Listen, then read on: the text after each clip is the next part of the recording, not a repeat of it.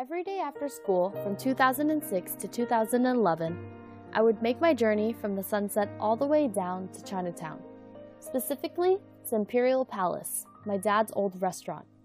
Once my parents parked their car in front of the restaurant, I would grab my backpack and sprint right into the first floor, knocking down anyone in my way like a bulldozer. Inside, among the rows of chairs and tables, sat my cousins, Victor and Vanessa, waiting patiently for our adventure to begin. Usually, at around this time, the restaurant would be pretty dead. Therefore, we would take this time to play on the dragon throne. When you first enter the restaurant, you are met face to face with a beautifully carved replica of the dragon throne. We would take turns sitting on the throne as if we belonged to the royal family. "Bring me some food immediately," Victor would say to Vanessa and I, as if he was a real king. "If you don't, then you will be executed," and he would wave his hand to dismiss us. From the front of the restaurant, we'd walk all the way to the back, to the kitchen, where there was an oven that kept all the leftover dim sum from earlier in the day. Vanessa and I would try to grab as many plates as our little hands could carry and bring them back to Victor. When customers start coming in, we will move up into the balcony area, which is another seating area on the left side of the restaurant. We would settle down and begin working on our homework. Sometimes we get a little carried away with our conversation and we start to get loud. "Can you guys be quiet?" my parents or my aunt and uncle would say. "You guys aren't the only ones here." On days where there aren't any banquets taking place, we would take the 1900s style elevator located right next to the dragon throne up to the second floor. The one thing I remember most about the second floor was the color gold.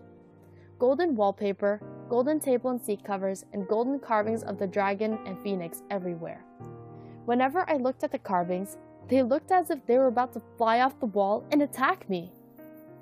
The second floor isn't only a banquet hall. It is also known as our battlefield. This is the home of where we would play ice tag, where we would literally throw ice cubes at each other to tag each other out. "Come back here!" Victor would yell while I tried to dodge the incoming ice cubes. Vanessa would stick her tongue out and say teasingly, "Catch me if you can!" Sometimes, when we don't have ice, we would play chair tag instead. In the back corner of the second floor, rows of chairs are stacked high like tall trees in a forest.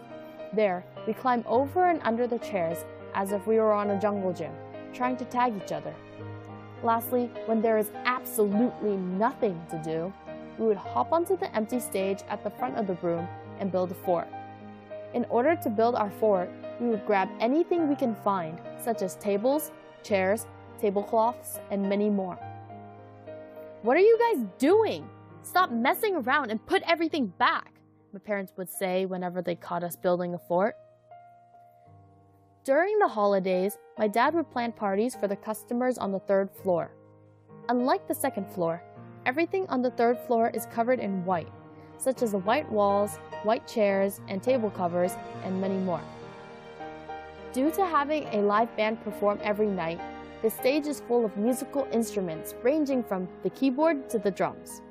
Before the party starts, we would always hop onto the stage and play with the instruments as if we were performing in front of a live audience.